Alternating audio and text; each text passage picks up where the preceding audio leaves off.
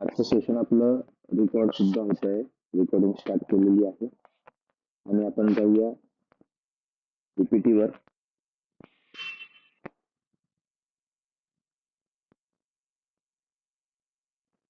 मला सांगाल PPT share झाली माझी?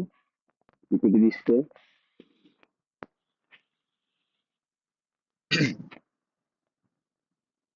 कैलाश पाटील सर, पीपीटी दिसते माझी?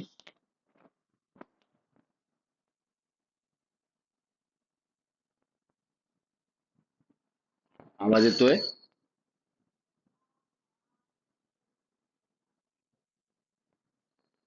आवाज येतोय ना? अच्छा, ओके. आवाज क्लिअर नाहीये. आता सांगा, आता आवाज क्लिअर आहे म्हणजे सुरू करू. आज आज सर्वत्र पावसाचं हे असल्यामुळे, पावसाचं वातावरण असल्यामुळे मे बी थोडं वातावरणामुळे डिस्टर्ब होऊ शकतो आपला नॉईज. पण समजा माझा आवाज क्लिअर नसेल तर मला सांगा, त्यानुसार मी उपाययोजना करून आपल्यापर्यंत क्लिअर आवाज येईल हे बघेल. सुरुवात करूया आजच्या सेशनला. आज आपण शिकत आहोत घेरंड संहिता आणि आजचं पहिलं सेशन आहे त्या घेरंड संहितेचा नेमका परिचय. घेरंड संहिता कोणी लिहिली, कुठे लिहिली, काय त्याच्यात कुठल्या प्रकारचं तत्वज्ञान आलेलं आहे, है ना. तर माझे जे जुने विद्यार्थी आहेत सगळ्यांना माहिती आहे की माझं कुठलंही सेशन मी नवीन सुरू करत असताना आधी माझा परिचय करून देतो. आपल्या बऱ्यापैकी लोक आपल्यातले मला ओळखतात, तरी पण माझा परिचय मी पुन्हा करून देतो. मी डॉक्टर कृणाल महाजन, योगशास्त्र विषयात माझी पीएचडी पूर्ण झाली आहे. माझ्या पीएचडीचा विषय होता कुंडलिनी. नाथ सांप्रदायिक ग्रंथ जे आहेत सगळे हातयोगिक टेक्स्ट जे आहेत, या हातयोगिक टेक्स्ट मधले कुंडलिनीचं विश्लेषण करणे, कुंडलिनीचं वर्णन करणे, त्याच्या जागृतीचे उपाय, शक्तिपात आणि कुंडलिनी जागृत झाल्यानंतर तिचे ज्या अनुभूती आहेत, सिम्पटम्स आहेत, या सगळ्या गोष्टींवरती माझं थिसिस मी सबमिट केलं, सिनॉप्सिस तयार करून. ते यशस्वी पूर्ण झालं, मला डॉक्टरेट मिळाली. त्यानंतर मी नेट क्वालिफाईड आहे योगशास्त्र विषयामध्ये. माझं डिग्री योगिक सायन्स, एम.ए. योगिक सायन्स पूर्ण आहे. जर्नलिझम माझं झालेलं आहे. त्यानंतर एम.ए. फिलॉसॉफी माझं सध्या सुरू आहे आणि माझी संस्था आहे स्वतःची निर्धार योग प्रबोधिनी म्हणून. त्याहीपेक्षा सर्वात मोठी ओळख म्हणजे मी सध्या महाराष्ट्र योग शिक्षक संघाचा राज्य कार्यकारी अध्यक्ष आहे. जरी संघाचं काम करत असलो तरी टीचिंग हा सगळ्यात महत्वाचा मुद्दा जो माझा आहे नेहमी असेल. 2018 पासून मी टीचिंग मध्ये आहे. सातत्याने विद्यार्थ्यांना कुंडलिनी, सप्तचक्र, प्राणायाम आणि माझे बऱ्यापैकी लोक प्राणायाम आणि हे सगळ्या गोष्टी ऑनलाईन शिकवतात, पण मी जोपर्यंत विद्यार्थी समोर नाहीये तोपर्यंत शिकवत नाही. तर हे सगळी जी साधना आहे सप्तचक्रांची, ही समोर विद्यार्थी असल्यावरती सप्तचक्र ऍक्टिव्हेशन किंवा कुंडलींची अनुभूती या सगळ्या गोष्टी मी शिकवतो. सध्या रायसोनी इंजिनिअरिंग कॉलेजमध्ये सहाय्यक प्राध्यापक योगशास्त्र विषयामध्ये आहे. बीटेक, बीबीए, एमबीए या विद्यार्थ्यांना योग विषय कंपल्सरी झाल्यापासून इंजिनिअरिंग कॉलेजमध्ये योगाचे फॅकल्टी भरणं सुरू आहे. तर तुमच्याकडे पण इंजिनिअरिंग कॉलेज असेल तर नक्की अप्रोच करा त्यांना. कदाचित योगशास्त्र विषयातला शिक्षक लागत असेल. हा झाला माझा परिचय. सुरुवात करूया घेरंड संहिता या ग्रंथाला. घेरंड संहितेचा एक संक्षिप्त परिचय मी आपल्या समोर ठेवतोय. महर्षी घेरंड नावाचे एक सिद्ध ऋषी 17व्या शतकामध्ये होऊन गेले, ज्यांनी त्यांचं शिष्य राजचंड कपाली याच्या समोर ज्या योगिक तत्वज्ञानाची चर्चा केलेली आहे. कारण राजचंड कपाली नावाचा जो त्यांचा शिष्य होता तो महर्षी घेरंड यांच्या समोर येतो आणि म्हणतो, तत्वज्ञानाचे कारण, मला या विश्वातील सर्व तत्वज्ञान प्राप्त करायचं आहे आणि हे तत्वज्ञान प्राप्त करण्यासाठीचा जो मार्ग आहे तो तुम्ही मला सांगा. आता प्रश्न विचारला ज्ञान प्राप्तीचा, की तत्वज्ञान प्राप्त करायचं आहे. पण महर्षी घेरंड यांनी तत्वज्ञान प्राप्तीसाठी त्याला सर्वात पहिले मार्ग सांगितला तो योग साधनेचा, की योग साधना कर, योगी हो, म्हणजे तुला तत्वज्ञानाचं अमृत प्राप्त होईल. हीच कन्सेप्ट श्रीमद भगवद्गीतेत पण आहे.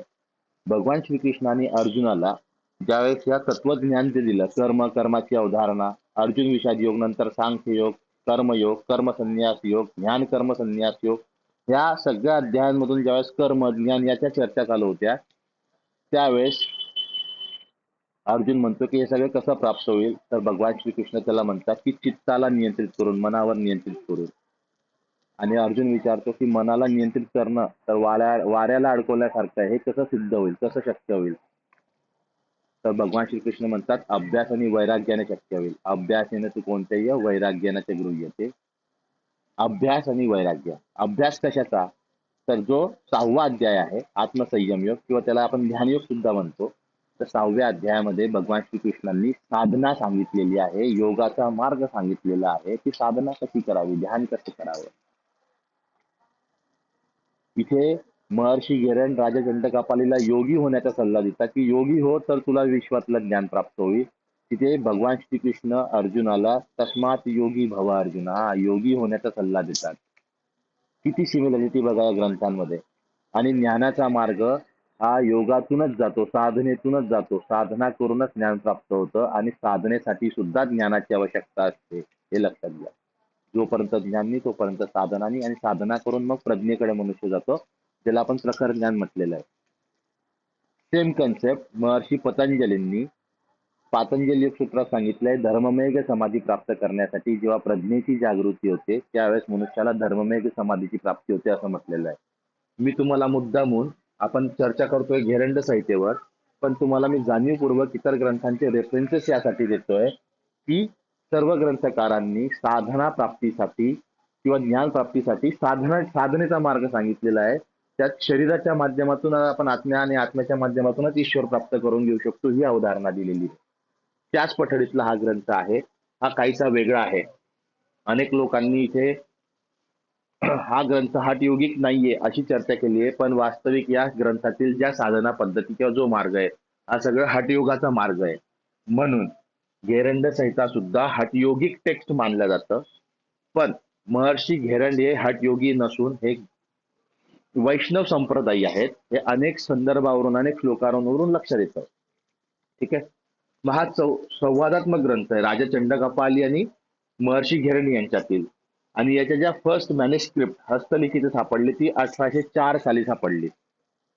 हा संवादात्मक ग्रंथ आहे. ज्यावेळेस राजा चंडकापाली आणि महर्षी घेरणी यांचा संवाद होत होता त्यावेळेस त्यांच्या ज्या शिष्य आहेत त्यांनी ते सगळा संवाद हा लिहून ठेवला सूत्र श्लोकांच्या माध्यमातून.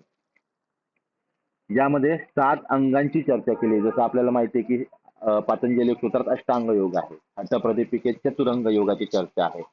तशी या ग्रंथामध्ये सप्तांग योगाची चर्चा केलेली आहे. ठीक आहे.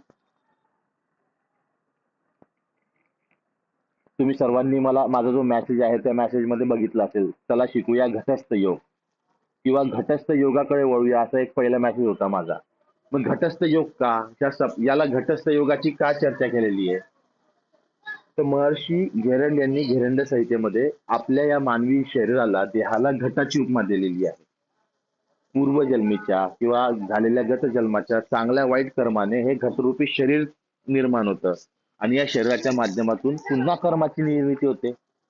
बघा, कर्मापासून शरीर, शरीरातून कर्म, आणि अशा ह्या चक्रामध्ये मनुष्य अडकतो, फेऱ्यामध्ये अडकतो.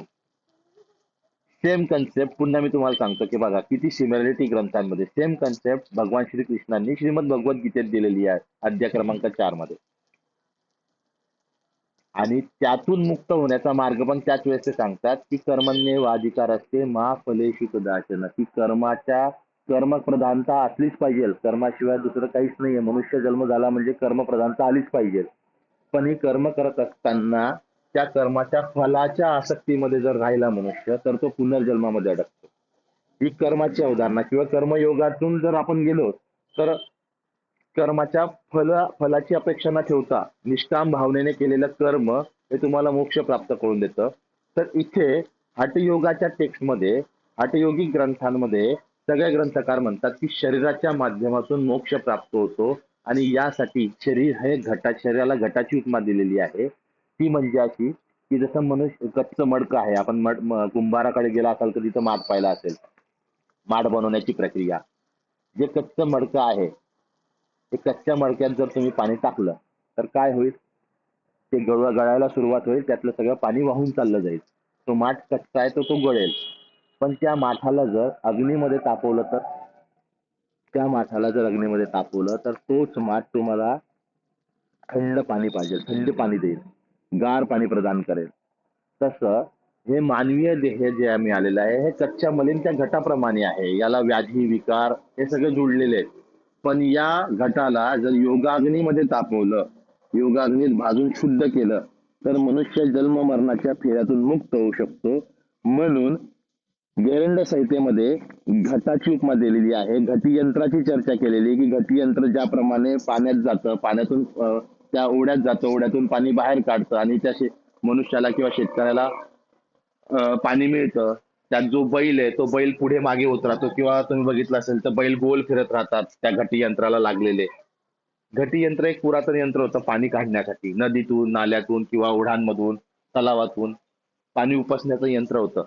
आणि त्याला काही विद्युत शक्ती त्यावेळेस नव्हती, त्यावेळेस बैल झोपले जायचे.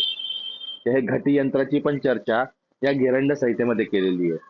म्हणून घेरंड संहितेमध्ये घटस्थ योगाला प्राधान्य दिले किंवा घटाची चर्चा, शरीराला घटाची उपमा देऊन घटाची घटस्थ योग म्हटलेला आहे. ठीक आहे. मग यात किती अंग आहेत? तर या अध्यायामध्ये सप्तांगाची चर्चा केलेली आहे. 7 अंगांपासून हा ग्रंथ तयार झालेला आहे. ठीक आहे. घेरंड संहितेमध्ये सप्तांग योगाची चर्चा केली आहे. या सप्तांग योगामध्ये षटकर्म साधना म्हणजे निरनिराळ्या शुद्धिक्रियांची माहिती सर्वप्रथम दिलेली आहे. इथे पण एक मेन पॉइंट तुम्हाला समजून सांगतो मी, हटप्रदीपिका आणि घेरंड संहितेचा. शुद्धिक्रिया हटप्रदीपिकेतही आहे, या शुद्धिक्रिया घेरंड संहितेतही आहे आणि अगदी सेम आहेत. तिथेही आहेत, इथेही आहेत, अंतर काही नाहीये. षटकर्म तिथेही आहेत, साकर्म इथेही आहे. पण एक पॉइंट जो आहे, हटप्रदीपिकाकार स्वामी सातवाराम असं म्हणतात की जर मनुष्य स्थूल असेल म्हणजे जाड असेल आणि त्याला कफ दोष असेल तर या शुद्धिक्रिया केल्या पाहिजेत. महर्षी घेरंड साधनेमध्ये असं म्हणतात, घेरंड संहितेमध्ये असं म्हणतात की मनुष्य स्थूल असो, बारीक असो, वात पित्त कफ कुठल्याही प्रकारचे दोष असू दे किंवा नसू दे, जर तुम्ही साधना करत आहात, साधनेसाठी प्रेरित झालेला आहात, साधना करणार आहात, तर साधनेच्या पूर्वी हे षटकर्म केलेच पाहिजे. म्हणून घेरंड संहितेमध्ये जे षटकर्म दिलेले आहेत त्यांचे उपप्रकार पण दिलेले आहेत. धौतीचे कितीतरी प्रकार सांगितले, अंतधौती, दंतधौती, रुद्रधौती, मूल शोधन, त्याचे पण उपप्रकार सांगितलेले आहेत. प्रकारांचे उपप्रकार आणि त्याचे उपप्रकार अशा या पहिल्या अंगाला षटकर्म म्हटलेलं आहे आणि त्यामध्ये वेगवेगळ्या प्रकारच्या शुद्धिक्रियांची माहिती दिलेली आहे. आणि शुद्धिक्रियेतून मग ज्यावेळेस शरीर स्वच्छ होईल, अंतर्बाह्य शुद्ध होईल, त्यावेळेस मग साधना करण्याचा सल्ला महर्षी घेरंड देतात. आणि नंतर मग दुसऱ्या उपदेशामध्ये आसनांची माहिती दिली आहे. एकूण 84 लक्ष आसनं सांगितलेले आहेत. या 84 लक्ष आसनांचा सारभूत किंवा सार म्हणून 32 आसनं सांगितलेली आहेत की 32 आसनं जरी मनुष्याने किंवा साधकाने केली तरी त्या 84 लक्ष आसनांचा फायदा किंवा लाभ मनुष्याला प्राप्त होऊ शकतो. अशा 32 आसनांची इन्फॉर्मेशन दुसऱ्या अध्यायात दिलेली आहे. तिसऱ्या अध्यायामध्ये मुद्रा, बंध आणि धारणा, 5 प्रकारच्या धारणा आहेत आणि बाकी बंध आणि 4 प्रकारचे बंध आणि बाकीच्या मुद्रा आहेत. ठीक आहे. त्यानंतर चौथा उपदेश आहे प्रत्याहार. एक्झॅक्टली या प्रत्याहारच्या उपदेशामध्ये किंवा या अध्यायामध्ये फक्त 5च श्लोक आहेत.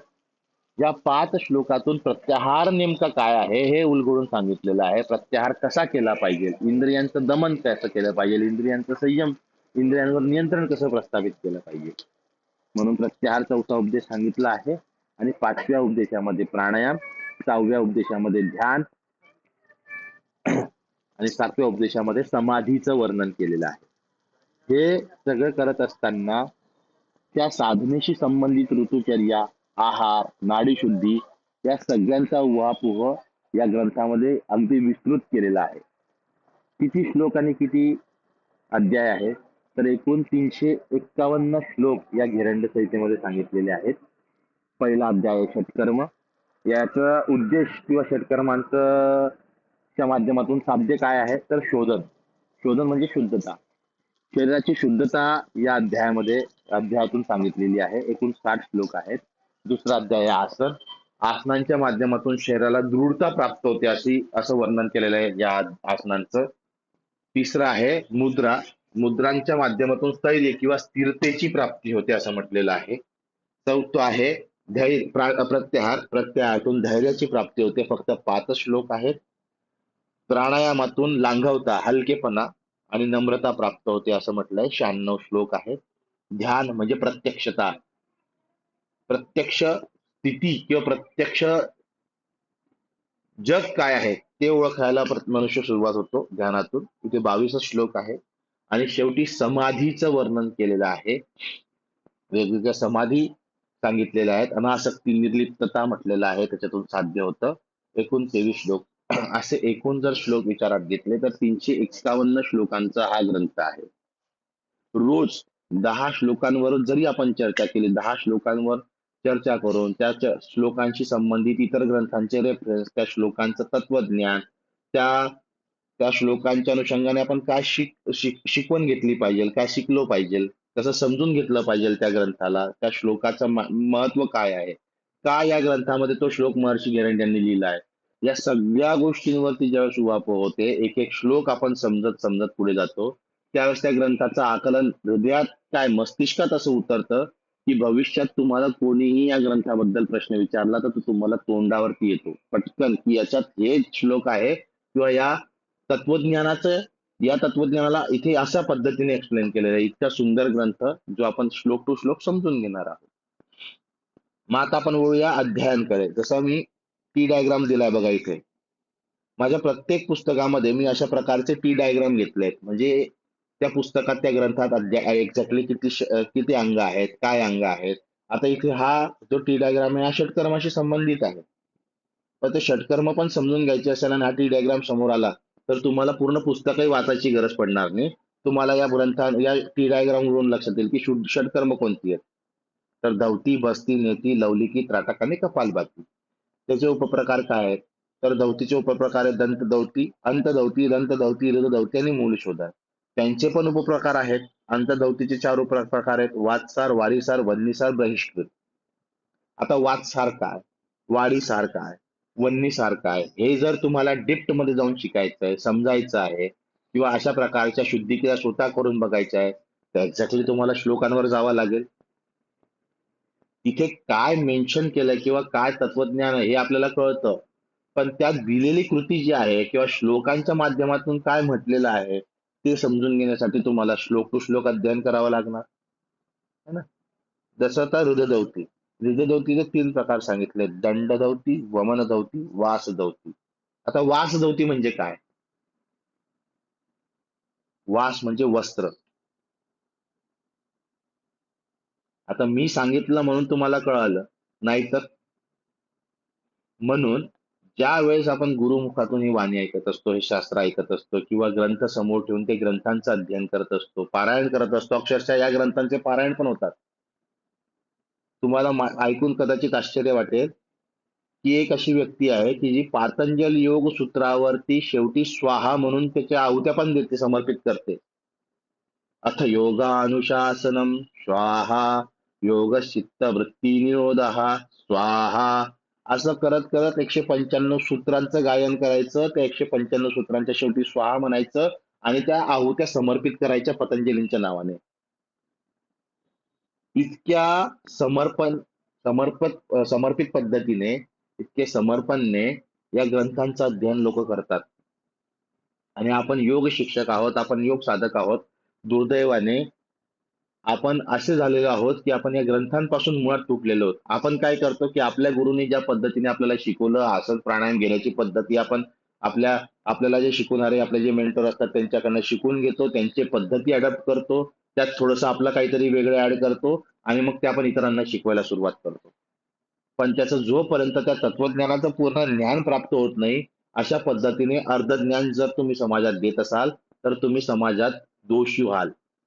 अर्ध ज्ञान घेऊन कधीही साधना शिकवायची नाही. ही मनाशी खुणगाठ पहिले तर करा स्वतःच्या की मी योग शिक्षक आहे, जोपर्यंत मी त्या तत्वज्ञानाचं पूर्ण अध्ययन करत नाही, पूर्ण ज्ञान प्राप्त करत नाही, तोपर्यंत मी हे अर्ध ज्ञान इतरांना देणार नाही.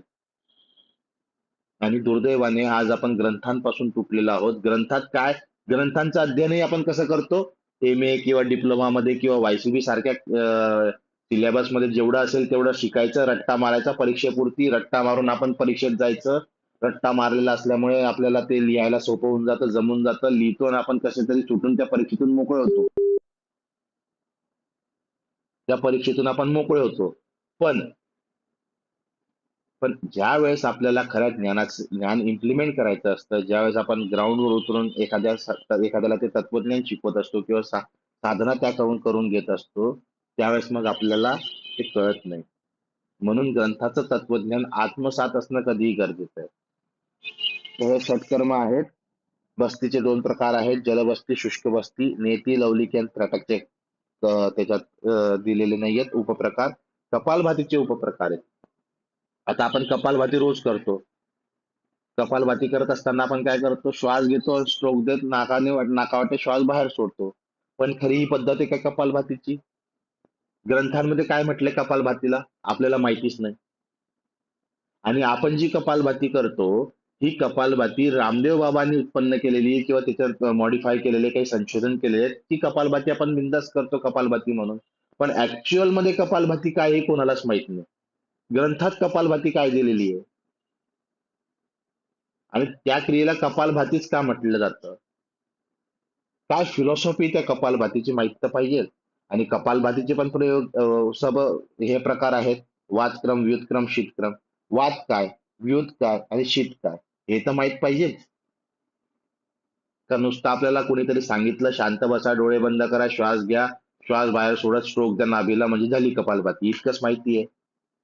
जर तुम्हाला इतकंच माहिती तर तुम्ही शिकवताना पण इतकंच शिकवणार डेफिनेटली तुमच्या येणाऱ्या साधकांना. म्हणजे आपल्याला त्याचं अतिरिक्त ज्ञान घेण्यासाठी पण वेळ नाहीये.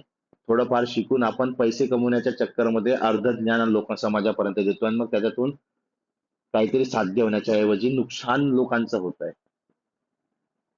तर स्वतःची तर पहिले गुणगाठ पक्की करा की मी पूर्ण ज्ञान घेईन, लोकांचं कोणाचं नुकसान करणार नाही. योग्य ज्ञान घेऊन मगच हे ज्ञान इतरांना प्रदान करेल. तर पहिले 60 श्लोक या शुद्धिक्रियांसाठी दिलेले आहेत. या शुद्धिक्रियांची चर्चा या पहिल्या अध्यायात केलेली आहे आणि मग मनुष्य ज्यावेळेस या शुद्धिक्रियांच्या माध्यमातून अंतर्गत शुद्ध होतो, सगळे टॉक्सिन, सगळी घाण त्याची मनुष्याची बाहेर पडते, जो साधनेसाठी तो तयार होतो. आणि मग तेव्हा दुसरा उपदेश दिलेला आहे, आसन. 45 श्लोक आहेत. 45 श्लोक मध्ये 32 आसनांची चर्चा केलेली आहे. ठीक आहे. तुम्ही जर हठप्रदीपिका बघितलं किंवा इतर ग्रंथ बघितला तर त्याची फिलॉसॉफी किंवा त्याचं तत्वज्ञान, आसनाचं पण तत्वज्ञान दिलंय. पण या इथे फक्त ही 32 आसनांची नावं, तिची करण्याची पद्धती आणि एखादी 2 जर महत्वाचं आसन असेल तर त्याच्यातून काय निष्पन्न होतं किंवा काय साध्य होतं एवढीच चर्चा आहे. माझ्या दृष्टीने आता मी महर्षी घेरंड यांच्यापेक्षा मोठा नाहीये निश्चितच, त्यांनी जो ग्रंथ दिलेला आहे.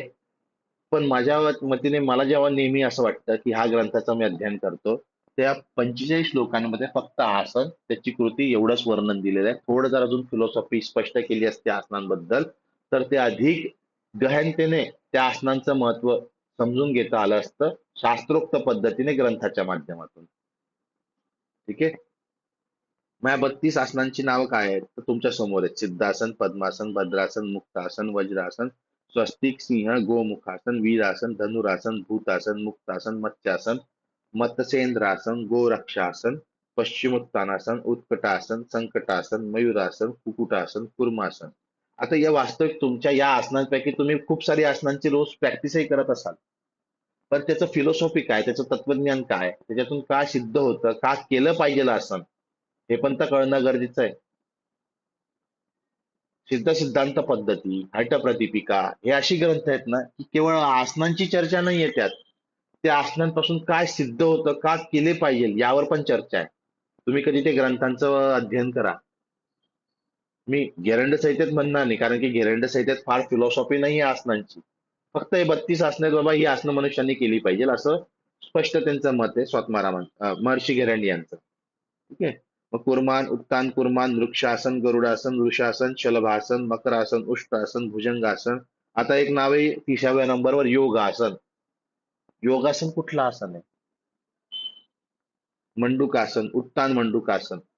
यांची कृती काय, ही ग्रंथात काय दिलेली, आपण प्रत्यक्षात काय करतो, हे पण कुठेतरी क्रॉस चेक होणे गरजेचं आहे. हठप्रदीपिकेत 15 आसनं सांगितली, त्या 15 आसनांपैकी पण 4 महत्वाची, सिद्धम, भद्रम, पद्मम, सिंहमच्या 4 आसनं महत्वाची मानली. त्यातलेही त्यातही महर्षी स्वामी स्वतःराम म्हणतात की सर्वात महत्वाचं आसन आहे सिद्धासन, जे आसन तुम्ही केलं असता ते आसन जर सिद्ध झालं किंवा त्या आसनांमधून तुम्ही ज्या कृती करतात त्या सर्व सिद्ध होतात. असं हे सिद्धासन आहे.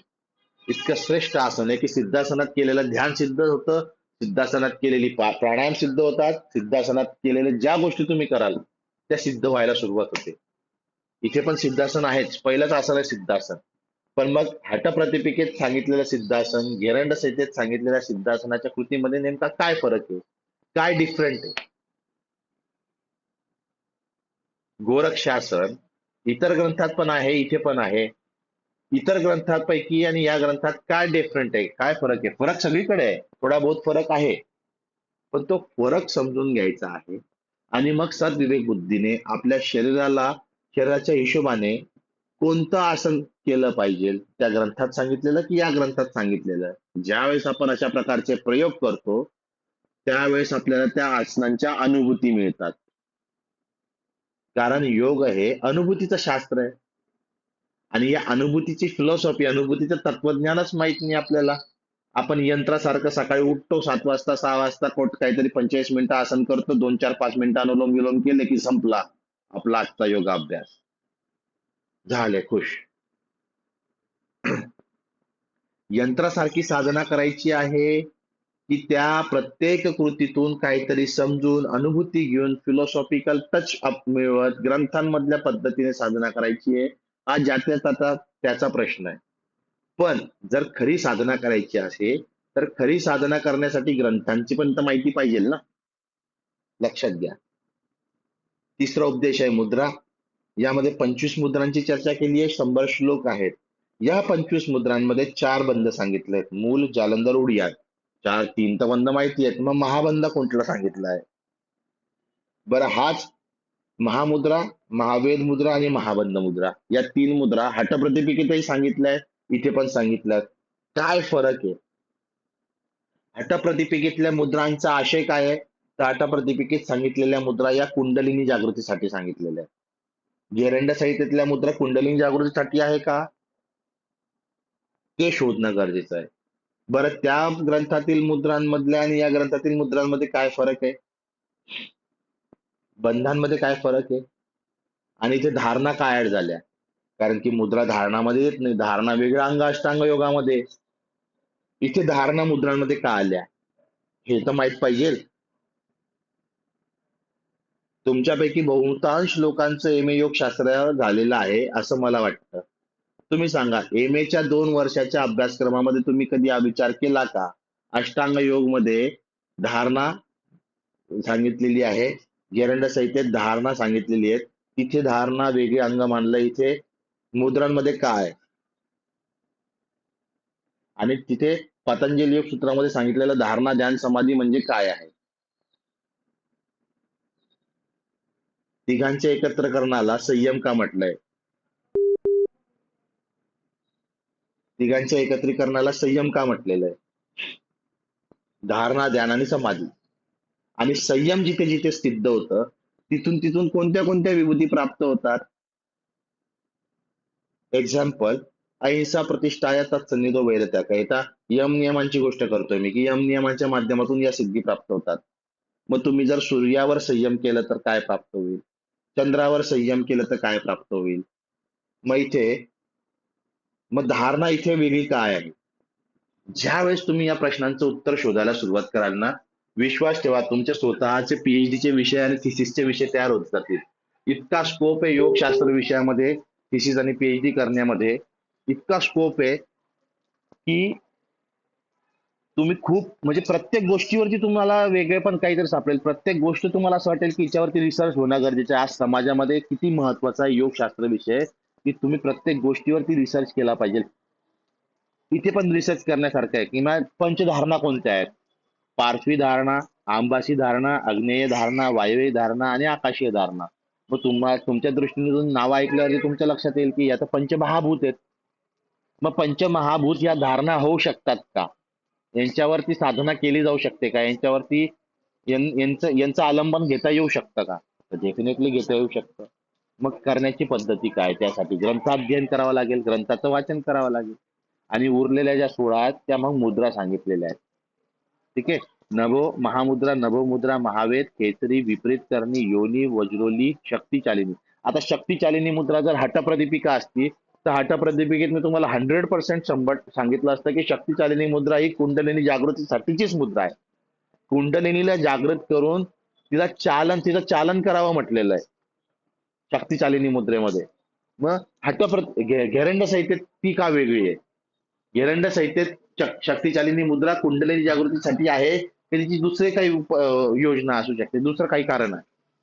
या छोट्या छोट्या गोष्टी ज्यावेळेस आपण समजतो, शिकतो, त्यावेळेस तो ग्रंथ आपला चांगला आत्मसात होतो. त्यावेळेस मग आपण स्वतःला, तुम्ही फक्त 1 महिना द्या, स्वतः 1 महिन्यात एक ग्रंथ, 1 महिना घेरण संहिता, 1 महिना हटप्रदीपिका, 1 महिना पातंजली सूत्र, 1 महिना श्रीमद भगवद्गीता. थोडा बहुत समय घ्या, चालेल, 2 महिने घ्या. पण तुम्ही जर त्या अशा प्रकारे 4-5 ग्रंथ, शिवसंहिता आहे, सिद्ध सिद्धांत पद्धती आहे, खूप सारे ग्रंथ शिकण्यासारखे, योग वशिष्ठ आहे, या प्रत्येक ग्रंथाला जर 2-2 महिने दिले, 2-2 महिने प्रत्येक श्लोकाचं अध्ययन केलं, प्रत्येक श्लोकावरती तुम्ही त्याचं लिहून काढलं की एक्झॅक्टली काय आहे, त्याचा उसका अगला पिछा सब लिख डाला, तुम्ही त्या ग्रंथामध्ये पारंगत व्हाल. अशा पद्धतीने तुम्ही 4-8 महिने स्वतःला जर दिले, ग्रंथांवर खर्च केले, तर विश्वास ठेवा, तुमचा तो 1 वर्ष किंवा 8 महिने इतरांपेक्षा तुम्हाला 10 वर्ष पुढे घेऊन जातील.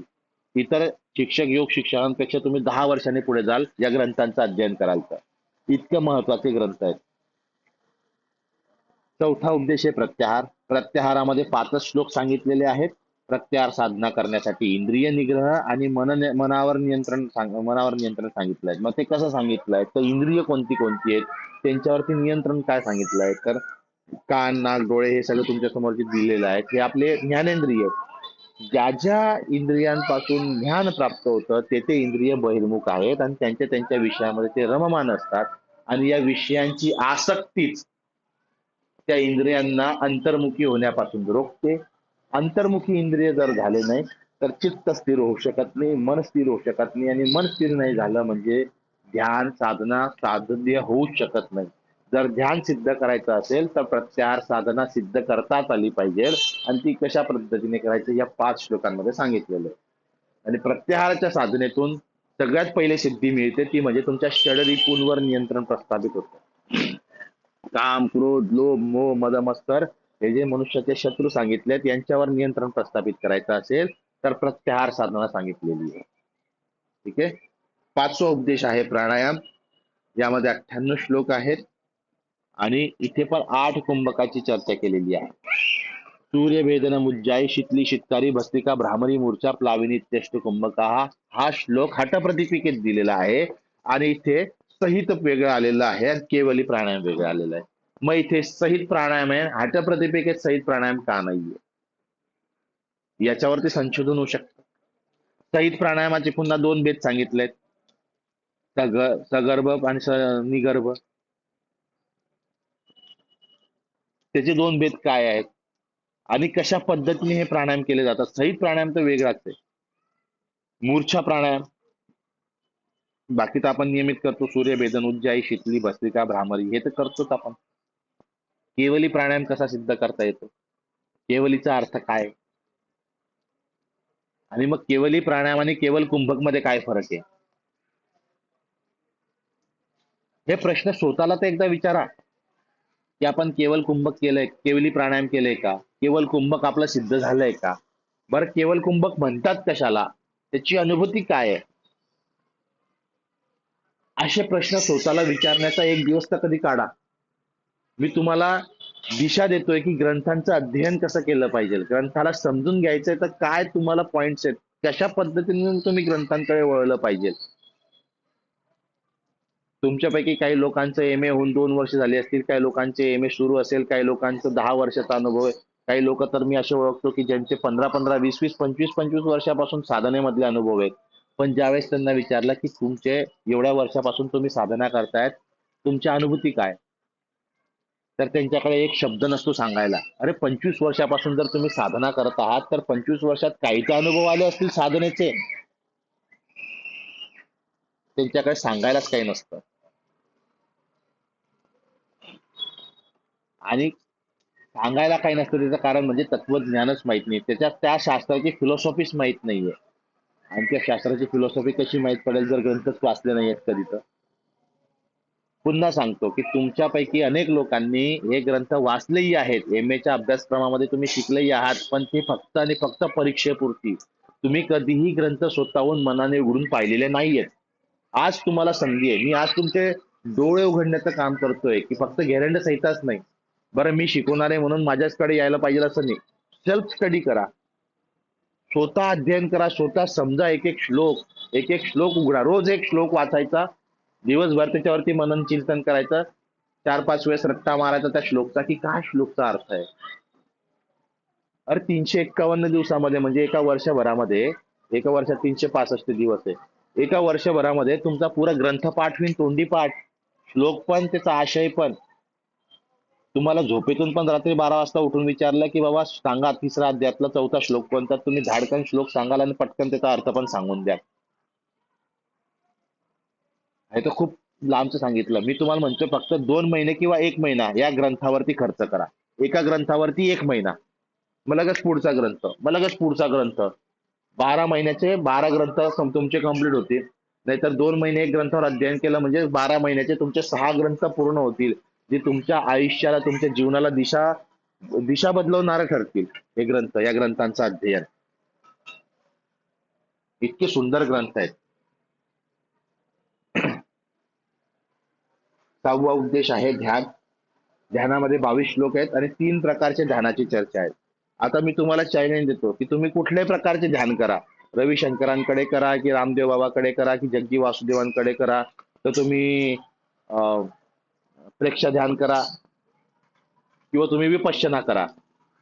कुठल्याही प्रकारचं ध्यान करा, या 3 प्रकारांच्या बाहेर नाहीच आहे. स्थूल ध्यान, ज्योती ध्यान, सूक्ष्म ध्यान.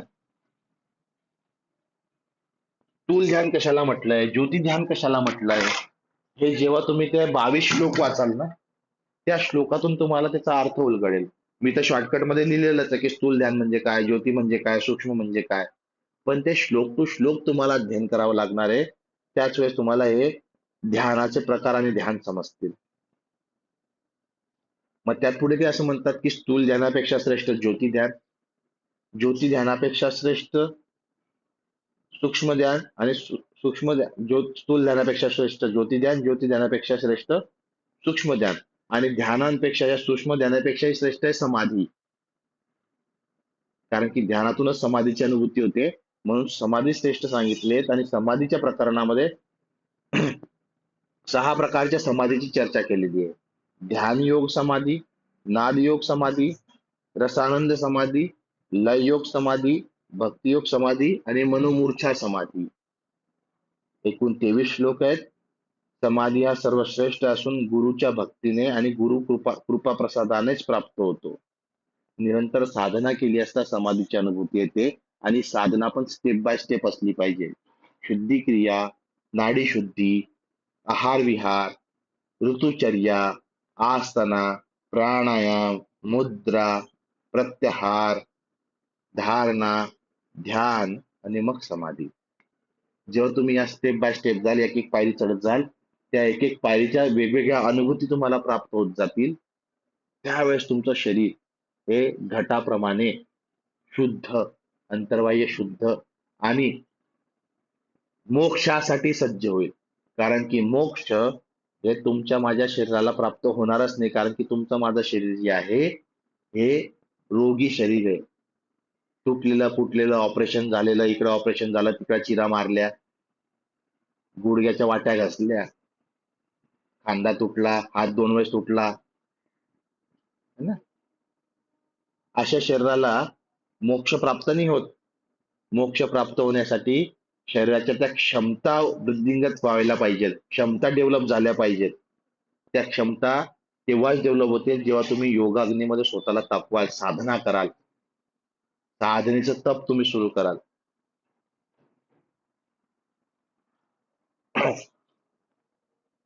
मग ध्यानयोग समाधी काय आहे, तर शांभवी मुद्रेच्या साधनेतून मिळते. मग शांभवी मुद्रा कशी केली जाते, शांभवी काय तत्वज्ञान आहे ते शिकावं लागेल. नादयोग भ्रामरी नादाच्या माध्यमातून किंवा भ्रामरी प्राणायामाच्या माध्यमातून सिद्ध होते. मग किती भ्रमर नाद केले पाहिजे, भ्रमर गुंजन करताना भृंग आणि भृंगी नाद असतो का, सांगा बरं. भ्रमरगुंजन करत असताना किती प्रकारचे नाद असतात?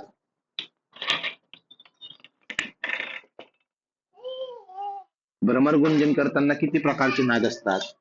भृंगानाद काय कशाला म्हटलंय, भृंगीनाद कशाला म्हटलंय? ज्यावेळेस तुम्ही ग्रंथांकडे वळाल, ग्रंथांचं तत्वज्ञान समजून घ्याल, तेव्हाच कळेल ना.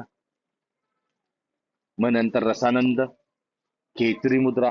खेचरी मुद्रेच्या माध्यमातूनच रसानंद समाधी प्राप्त होऊ शकते, कारण की खेचरी मुद्रा केल्यावरती षडरसाच्या आनंद, षडरसाचा स्वाद प्राप्त होतो काही ना खाता.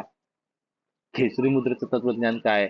चालन, छेदन, दोहन क्रिया कोणती आहे की ज्यामुळे खेचरी सिद्ध करता येऊ शकते.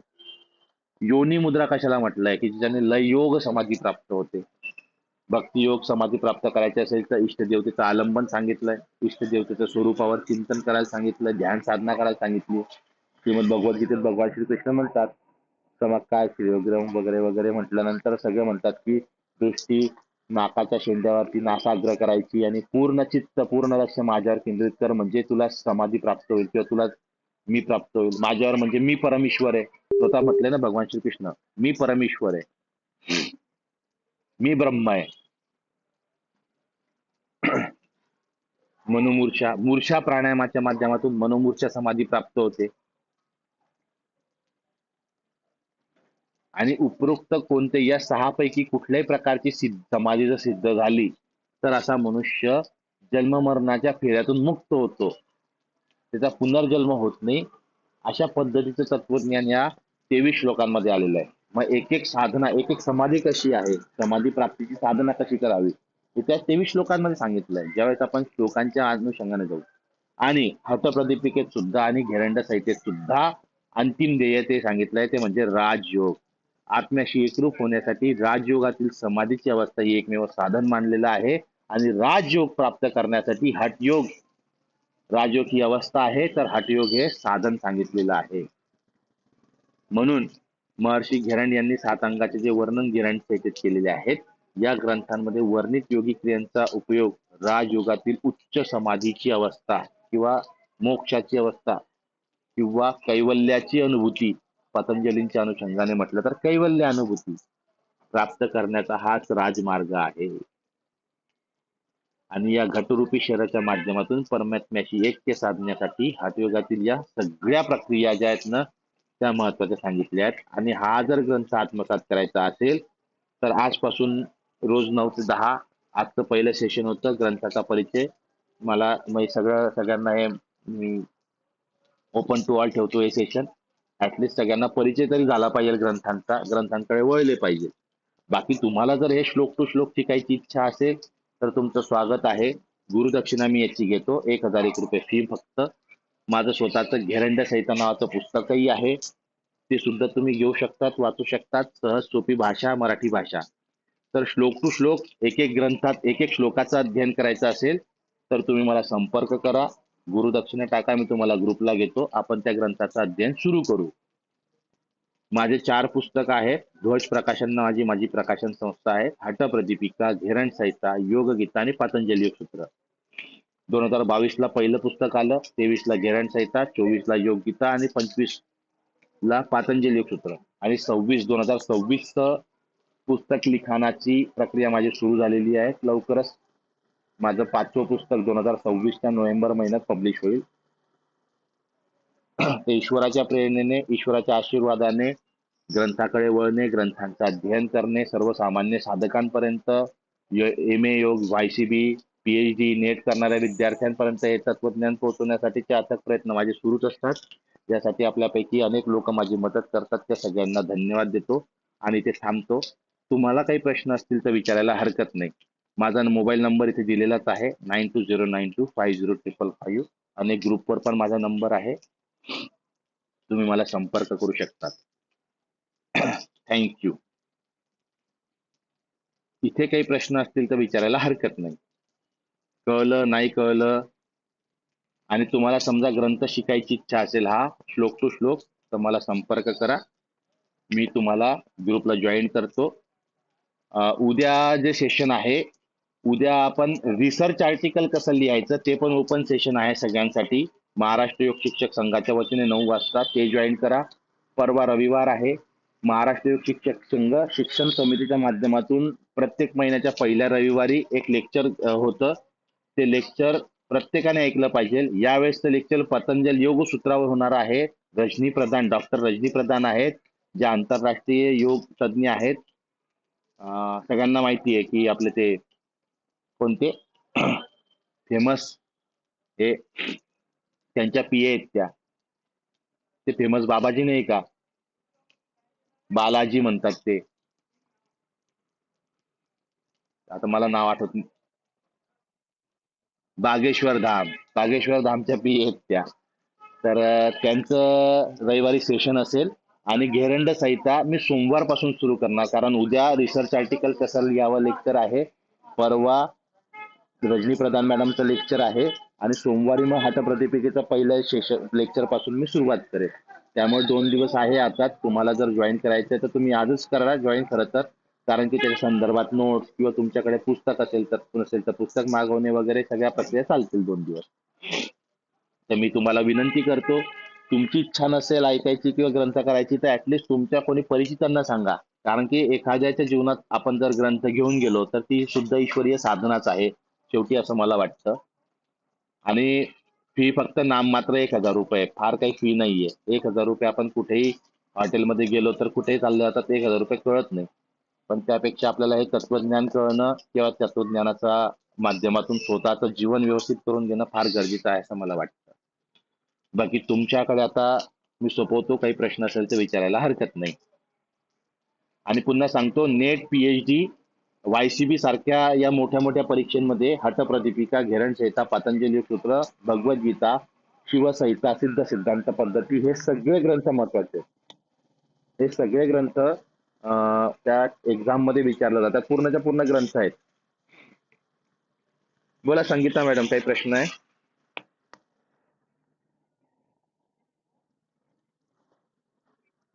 हो हो, सगळे ऑनलाईन आहेत. सगळे ऑनलाईन आहेत. ग्रुपला टाकतो ना मी सगळ्या. निश्चिंत राहा, तुम्हालाही टाकेल. उद्या रिसर्च रिसर्च आर्टिकल कसं लिहावं, आता आपण दरवर्षी योगानुभूती पुस्तक काढतो आपण महायोगोत्सव दरम्यान. पण काय पण काय होतं की योगानुभूतीसाठी ज्यावेळेस आपण आवाहन करतो आर्टिकल पाठवायचे, तर लोक साधा लेख लिहून पाठवतात.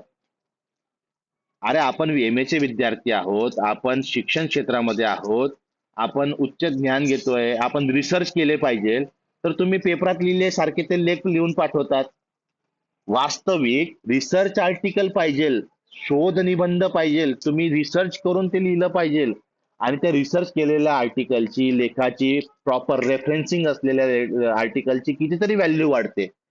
आणि मग योगानुभूती सारख्या एवढ्या महत्वाच्या आपल्या पुस्तकामध्ये आपण साधे लेख छापतो.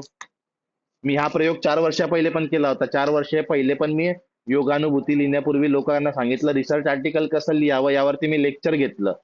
पण दुर्दैवाने मागच्या 3 वर्षात घेता नाही आलं. ते पुन्हा यावेळेस करतोय की रिसर्च आर्टिकल पहिले शिका कसं लिहायचं. तुम्ही संशोधन करा, रिसर्च करा, रिसर्च आर्टिकल लिहा, आणि मग योगानुभूती सारख्या पुस्तकामध्ये तुमचं आर्टिकल छापण्यासाठी द्या. त्यामुळे तुमचं नाव राज्यभर तर पोहोचतं, पण तुमच्या रिसर्चचा रेफरन्सेस घेऊन इतर लोक रिसर्च करण्यासाठी प्रोत्साहित होतात. म्हणून त्यासाठी रिसर्च काय माहिती पाहिजे, रिसर्च आर्टिकल काय, थिसिस काय, शोध निबंध काय, रिसर्च कसा केला पाहिजे, हायपोथिसिस काय, हे तर माहित पाहिजे. आणि हे शिकवण्यासाठी मग उद्या, मागच्या वेळेस मी घेतलं होतं यावेळेस, त्यामुळे मी यावेळेस मी घेत नाहीये, कारण काय होतं की प्रत्येक सगळेच लेक्चर जर मी देत बसलो तर योग्य नाहीये.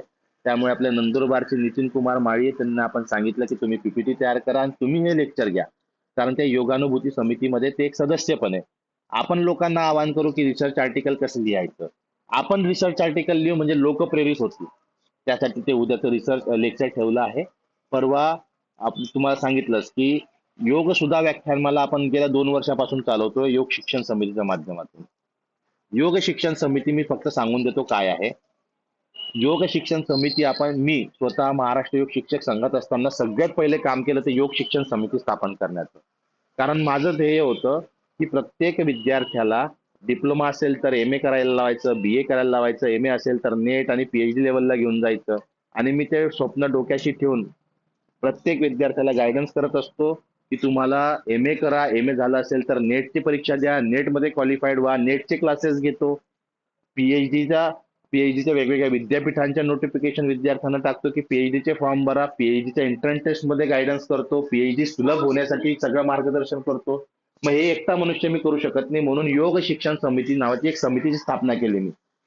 आणि या समितीचं काम आहे की उच्च शिक्षणाकडे लोकांना घेऊन जाणे आणि त्यासोबतच ज्या छोट्या छोट्या गोष्टी आहेत या लोकांपर्यंत पोहोचवणे. मग त्यासाठी जे तज्ज्ञ लोक आहेत त्यांचे लेक्चर्स आयोजित करणे, खूप सारे लेक्चर. आणि आम्ही तर असं ठरवलंय प्रत्येक प्रत्येक महिन्याच्या पहिल्या रविवारी हे लेक्चर होतं आणि प्रत्येक वेळेस वेगवेगळे वक्ते असतात.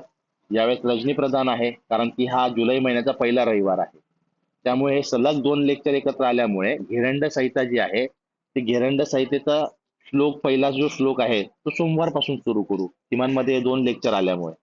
आणि टायमिंग कोणीतरी विचारलं होतं मेसेजवर.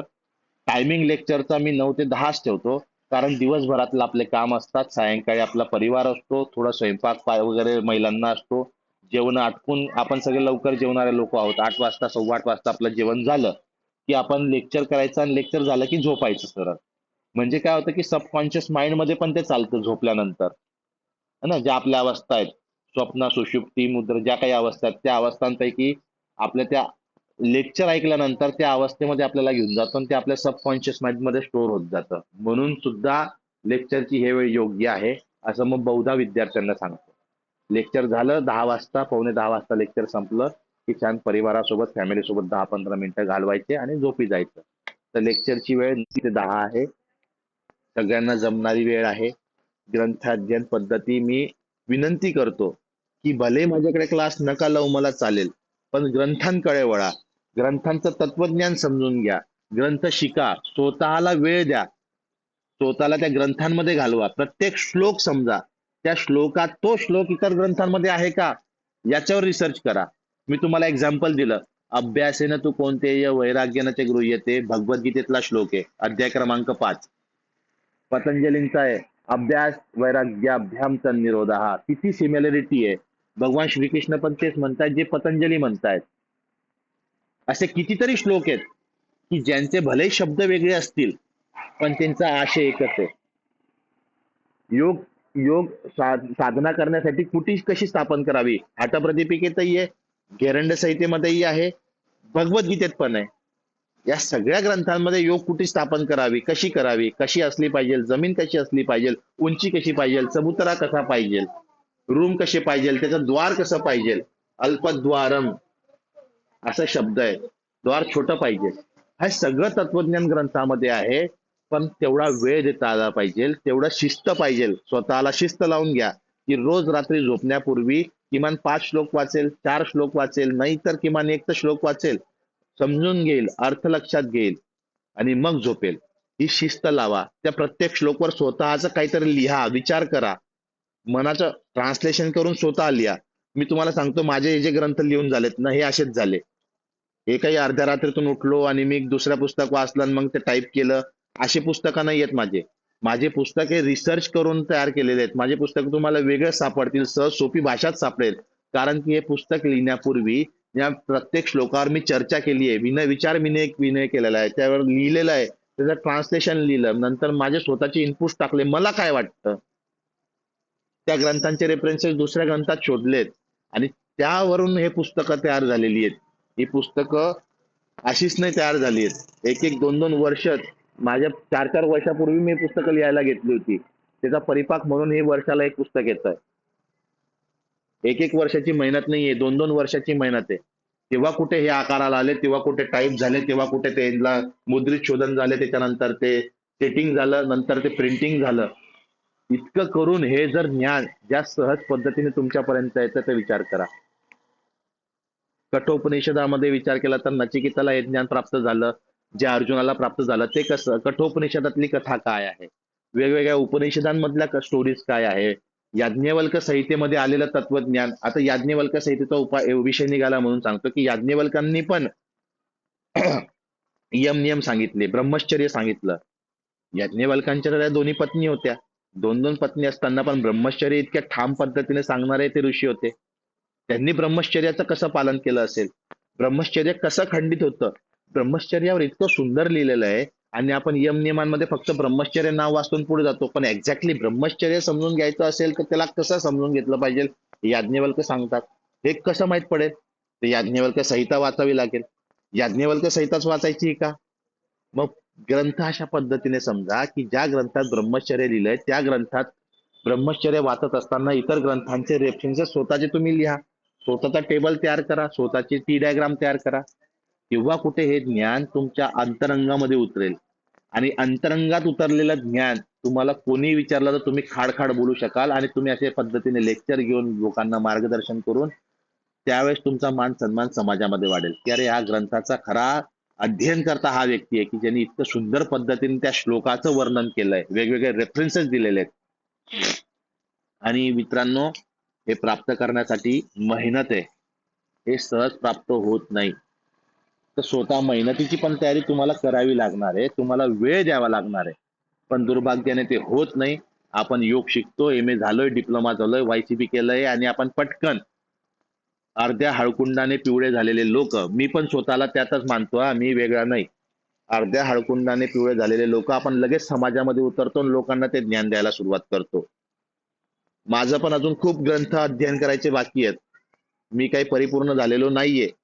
पण ईश्वराच्या कृपेने 4 ग्रंथ आत्मसात केले, लिहिले आणि ते शिकवतोय आणि ग्रंथांकडे तुम्हाला वळवतोय, हे ईश्वरीय कार्य समजतोय.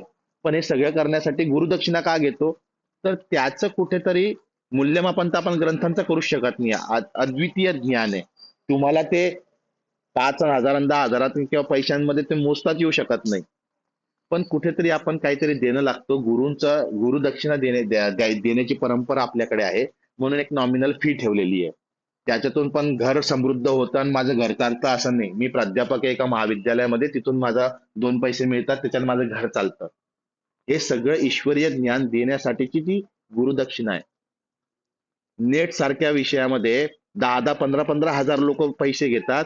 आम्ही पहिला पेपर 2,000 शिकवतो आणि दुसरा पेपर 3,000 शिकवतो. ही काय फी आहे का? अजिबात फी नाहीये. याच्यातून काही आम्हाला इन्कम घर बांधायचंच नाही हो. फक्त हे ज्ञान सहज सोप्या पद्धतीने सर्वांपर्यंत पोहोचलं पाहिजे, हा उद्देश आहे. तर त्यासाठी चांगला प्लॅटफॉर्म मिळालेला आहे ऑनलाईनचा. त्यासाठी संघातली इतर लोक मदत करतायत, तुमच्यापर्यंत मेसेज पोहोचतो इतर ग्रुपमधून. तेवढं फक्त ईश्वराचा आशीर्वाद आहे, म्हणून हे सगळं तुमच्यापर्यंत पोहोचतंय. आणि ही दिव्य ज्ञान, दिव्य ज्योत अशीच अखंडित राहणार. आता मी गिरंड संहिता 5व्यांदा शिकवतोय, हठप्रदीपिका 7व्यांदा शिकवून झाली, भगवद्गीता 4 शिकवून झाल्यात, पातंजली सूत्र एकदा शिकवलं, आता दुसऱ्यांदा शिकवेल परत याच्यानंतर. श्लोक टू श्लोक, सूत्र ते सूत्र, हे सुरूच राहणार, हे सुरूच राहणार. ज्याला यायचं त्याचं स्वागत आहे, ज्याला नाही यायचं त्यांचं पण स्वागत आहे. फक्त तुम्ही स्वतः अध्ययन करा, काही हरकत नाही, पण करा. माझं आजचं काम होतं तुम्हाला ग्रंथांकडे वळवणं, ते मी पूर्ण केलंय. बाकी तुमची इच्छा. ठीक आहे, काही प्रश्न असतील तर ठीक, नाहीतर आपण थांबूया. जर ग्रंथ जॉईन करायचा आहे, चर्चेमध्ये सहभागी व्हायचं आहे, शास्त्रार्थ करायची इच्छा असेल तर डेफिनेटली तुमचं स्वागत आहे माझ्या क्लासमध्ये, माझ्या या ह्याच्यामध्ये तुम्ही नक्की या. ठीक आहे, चला थांबूया मंडळी आपण. हा बोला योगेशजी, बोला योगेशजी, बोला.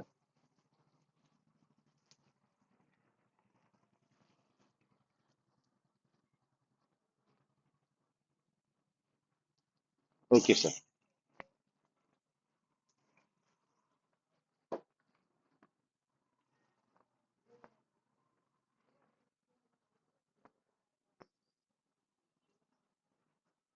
Thank you sir.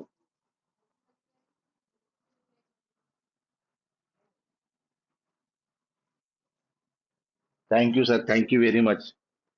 Thank you sir. तुमच्यामुळेच हे सगळे ग्रंथ पोहोचणार आणि आपण खरंच आपण एकमेकांना, माझं म्हणणं असं आहे सर, याच्या पुढे जाऊन की तुम्ही फक्त शिकू नका, तुम्ही शिकवणारे व्हा. तुम्ही ग्रंथ समजा, तुम्ही अध्ययन करा आणि तुम्ही इतरांना पण शिकवा. हे ज्ञान फक्त शिकवणारा फक्त मी एकटाच नाहीये, तर माझ्यासारखे असे हजारो तयार झाले पाहिजे. मला आनंद होईल की ग्रंथ शिकवणारे लोक तयार झाले पाहिजे. प्रॅक्टिकल तर कोणी शिकवतो हो, प्रॅक्टिकल तर गल्ल्या गल्ल्यामध्ये उभे राहणारे लोक आहेत. कोणाकडून तरी शिकतात, 1-2 महिने प्रॅक्टिस करतात आणि स्वतः शिकवायला उतरतात रोडावर. पण ते नाही करायचंय, आपल्याला ग्रंथांकडे वळवायचं लोकांना. म्हणून आपण सगळे ग्रंथ शिकवणारे व्हावं. Thank you Yogesh ji, thank you very much. जी सर.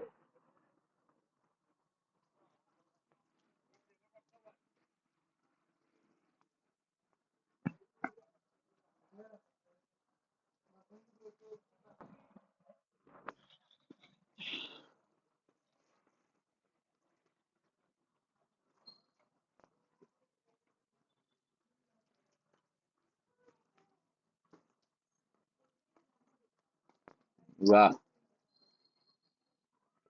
नाही माहिती सर.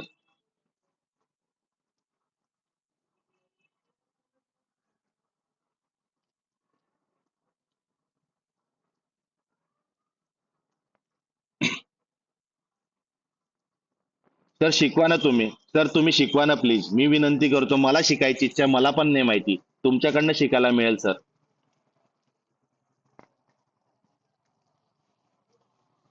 सर एक दिवस काय करू, आता हे पुढचं योग सुद्धा व्याख्यानमालेच्या पुढचं जे व्याख्यान मला असेल ते तुम्ही घ्या, एक महिन्यात तोपर्यंत तुमची तयारी पण होते, तुम्ही शिकवा सर. नक्की सर.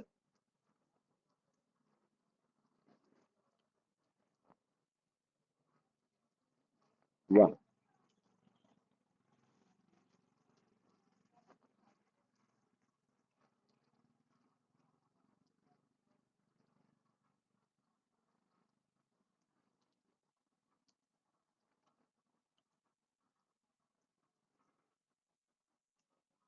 बरोबर.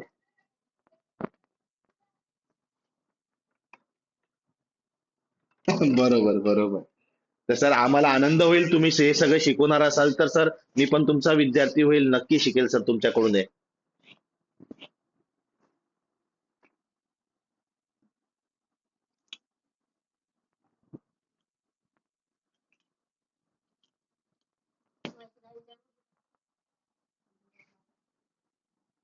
वा वा, ग्रेट ग्रेट. नक्की सर, आज तुमच्यासाठी आमच्या शुभेच्छा आहेत, आणि आमची मदत काही लागली तर आम्ही नक्की तिथे येऊ, तुम्हाला मदत करू सर, तुमचा कार्यकर्ते म्हणून आम्ही ते तुम्हाला पूर्ण करून देऊ शकतो, तुम्ही फक्त हाक द्या आम्हाला.